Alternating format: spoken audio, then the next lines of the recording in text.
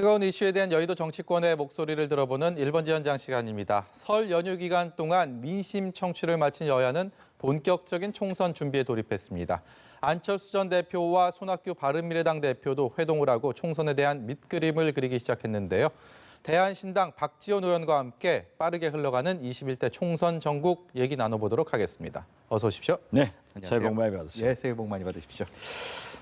더불어민주당, 자유한국당 설 민심을 두고 아전 인수식의 해석을 내놨더라고요. 그러니까 서로 본인들에게 좀 유리한 민심이었다라고 얘기를 했는데 박 의원께서는 어떻게 보셨어요? 본래 정치권은 자기한테 유리한 얘기를 하고 불리한 얘기는 잘 하지 않습니다. 네.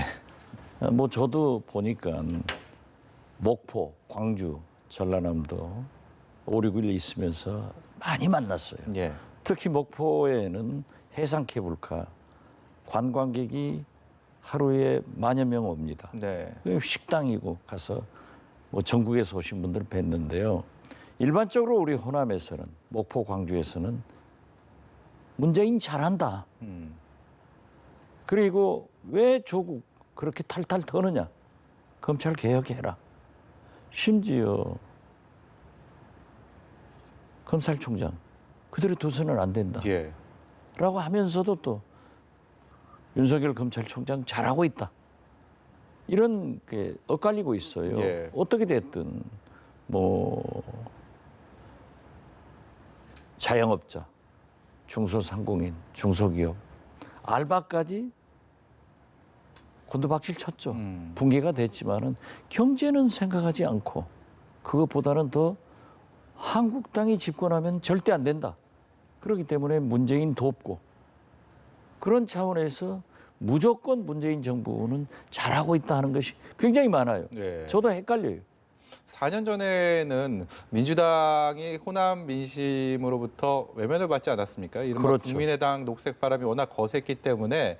근데 지금 지금 말씀하신 것처럼 문재인 정부와 그다음에 민주당의 그런 민심이 4년 전과 비교해서 좀 올라왔다면 대한신당이나 민주평화당이나 야권의 어떤 그쪽 호남의 참 민심을 많이 얻어왔던 정당 입장에서는 좀 다른 생각이 들 수도 있을 것 같아요. 그렇습니다. 그러니까 4년 전 총선 때는 안철수가 사랑의 대상이었고 문재인은 저주의 대상이었어요. 1년 반 전 거꾸로 돼서 문재인 대통령은 사랑의 대상이고 네. 안철수는 저주의 대상이 돼가지고 지금 계속 2년이 넘도록 호남에서는 문재인 잘한다가 70, 80%를 계속 되고 있어요. 말씀하신 중에 이제 자연스럽게 말씀하셨는데 안철수 전 대표에 대해서 저주의 대상이라는 표현까지 쓰셨습니다. 그만큼 그러니까 호남 민심에서 그러한 민심이 네. 있었다. 그러면 문재인 대통령한테도 제가 저주에 4년 전에는 그랬다니까요. 네. 예. 지금 안철수 전 대표에 대한 지역 민심이 호남 지역 민심이 4년 전만 확실히 못하다를 넘어서서 좋지 않다, 나쁘다라는 수준까지 떨어졌다 이렇게 보십니까? 물론 좋아하는 사람이 있겠죠. 그렇지만 제가 전하는 민심은 네. 8, 90%는 두 번 속지 않는다. 관심이 없어요. 자연스럽게 오늘 안철수 전 대표와 손학규 대표 사이에 있었던 일들 어제부터 그 상황들을 좀 얘기를 해보려고 제가 한 하는데요. 말씀만 더 드리자면 네. 안철수 대표가 귀국해서 보수 대통합한다. 정도실은 정당 창당한다 하고 광주 오니까 이러다는 진보 세력에서 보수 세력으로 정권이 바뀌면 안 돼. 총선도 보수 세력이 승리하면 안 돼. 해가지고 더 문재인 대통령으로 민주당으로 쏠려버리니까 저희 같은 대한신당은 더 어두워졌습니다. 그런 게 있어요. 예, 저희가 시청자들의 이해를 돕기 위해서 조금 제가 간략하게 이렇게 설명을 드리면 손학규 대표를 향해서 안철수 전 대표가 어제 사실상 이제 고생하셨으니까 방을 빼달라, 자리 좀 내달라라고 요구를 했고 만 하루 만에 손학규 대표가 선을 그으면서 마치 기업 CEO가 오너가 와갖고 물러나라 하는 것 같다라는 선을 딱 그으면서 그럴 생각이 없다라는 입장을 밝혔습니다. 이 두 사람 간에 어제 오늘 있었던 이 상황에 대해서는 어떻게 총평을 하시겠습니까?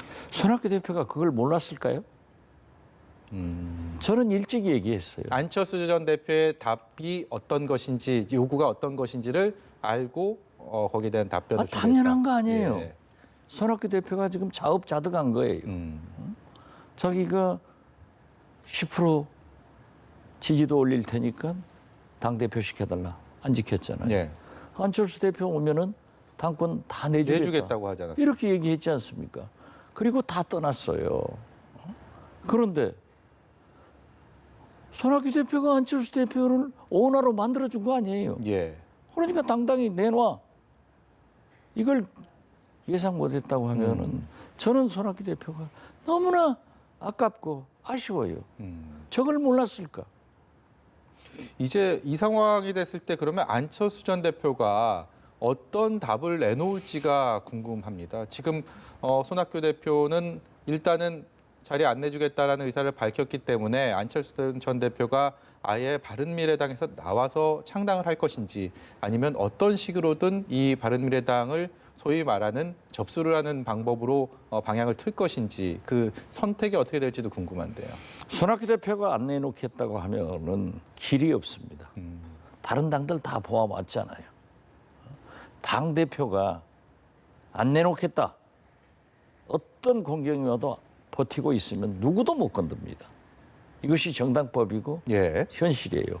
그렇기 때문에 안철수 대표는 손학규 대표한테 비대위원장을 빼앗아 오지 못하면은 새로운 당 창당을 하겠죠. 네, 그 창당이라는 게 사실 선거 때까지 총선까지 이제 뭐 80일 안쪽으로 들어왔기 때문에 시간도 그렇게 많지가 않고 또 창당을 하게 되려면 바른미래당의 안철수계 의원들이 나오게 된다면 또 의원직을 대부분 비례대표이기 때문에 의원직을 잃게 되지 않습니까? 이런 상황에서 현실적으로 총선에서 효과를 거둘 수가 있을까라는 것도 궁금한데요. 효과가 있건 없건 안철수 전 대표도 미래를 보고 정계에 복귀를 했단 말이에요. 그렇기 때문에 4년 전에도 국민의당 안철수 신당이 2월 달에 창당됐습니다. 예. 그렇기 때문에 지금 뭐 창당을 할 수 있는 시간적 여유는 충분합니다. 네. 그래서 단 안철수 대표를 따르는 국회의원들이 다 비례대표예요. 네. 그렇기 때문에 만약 탈당을 한다고 하면은 의원직을 상실하게 그렇죠. 되는 거죠. 예. 그리고 바른미래당은 원내교섭단체가 붕괴되고 그래서 가장 초미의 관심은 호남을 지역구로 둔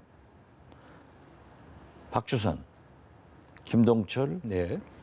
주승용, 김관영 이분들이 어떻게 할 것인가 이것은 저도 잘 모르겠습니다. 그래서 저도 그 박주선 예.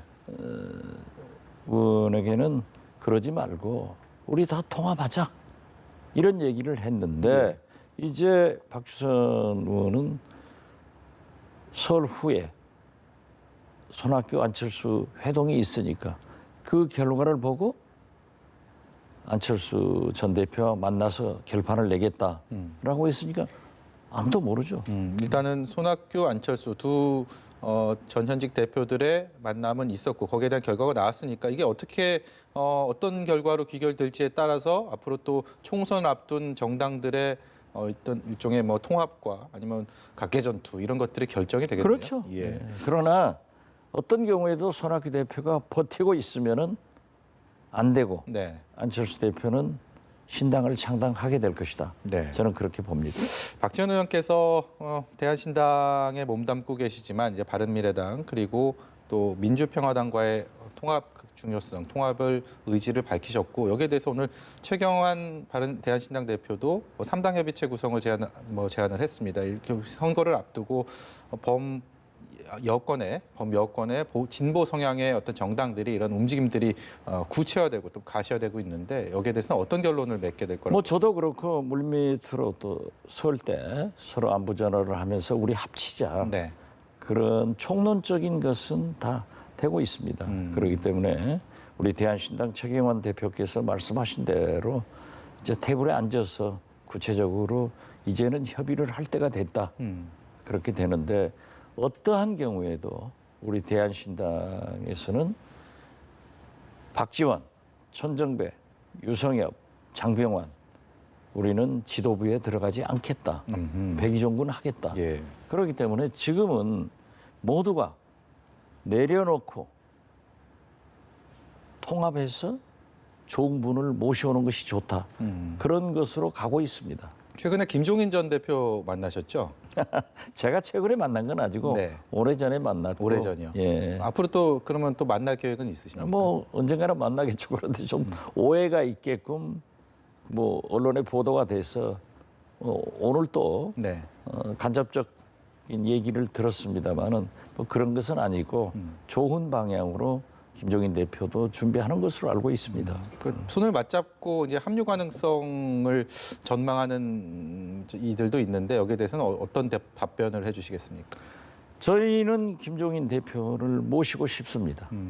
그러나 결정은 김 전 대표가 내리실 문제지만은 예. 저는 가능성이 있다 그렇게 생각을 합니다. 네. 지금 보수 통합에 대한 논의도 박형준 위원장 일종의 혁신 통합 추진위원회에서 진행이 되고 있고 또 새로운 보수당과 자유한국당의 당대당 논의도 진행되고 있습니다. 이 가운데 김문수 전 지사가 또 정광훈 목사랑 별도의 당을 만들겠다라는 얘기를 해서 좀 의아한 분들 많으실 겁니다. 어떤 생각 갖고 계십니까? 그러니까 보수는 사상 초유로 아주 분열되고 있습니다.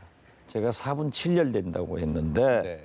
김문수 전 지사까지 정광훈 목사님하고 한다고 하면은 지금 4분 8열 되고 있는 거예요. 그래서 저는 총선이기 때문에 수요자가 많잖아요. 공급처가 필요하기 때문에 절대 보수는 대통합하기는 어려울 것이다. 네. 안 된다. 그래서 분열된 상태로 총선을 치르게 되면은 예. 우리 진보라도 군소 진보 정당들이 통합해가지고 호남에서는 민주당과 1대1 대결을 하고 비호남권에서는 필요하다고 하면은 연합을 할 수 있지 않느냐 이걸 제안했는데 뭐 민주당에서는 아직 그럴 생각이 없다라고 네. 하지만은 그것은 총선을 가봐야 합니다. 절실할 때는 이념이 같은 진보끼리도 연합을 할 것이고 네. 보수도 또 우리가 연합하면은 보수도 연합은 되지만은 보수가 통합되지는 않는다. 어떤 경우에도 박근혜 탄핵을 인정할 것인가, 5.18을 어떻게 생각하는가 이런 이념적 차이에서 절대 통합은 안 된다 그렇게 봅니다.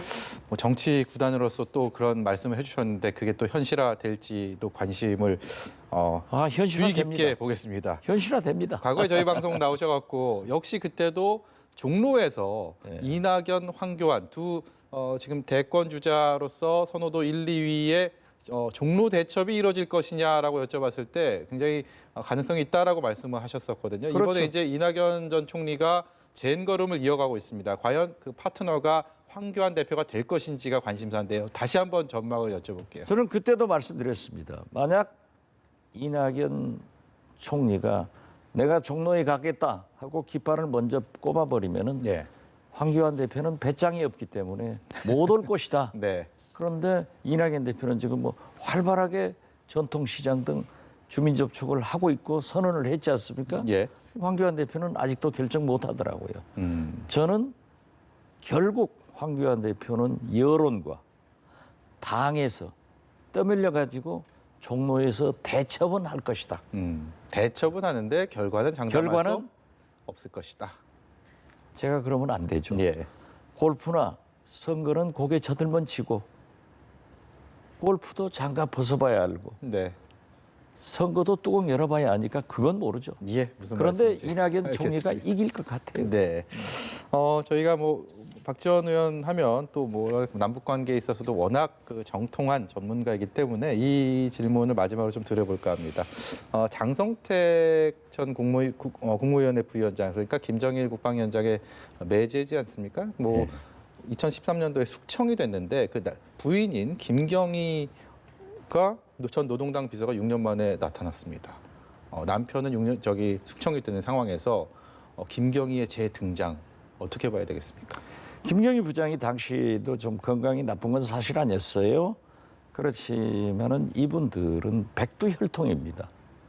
그리고 김병희 소위 김정은 위원장의 고모 아니에요. 네. 제일 어른이에요.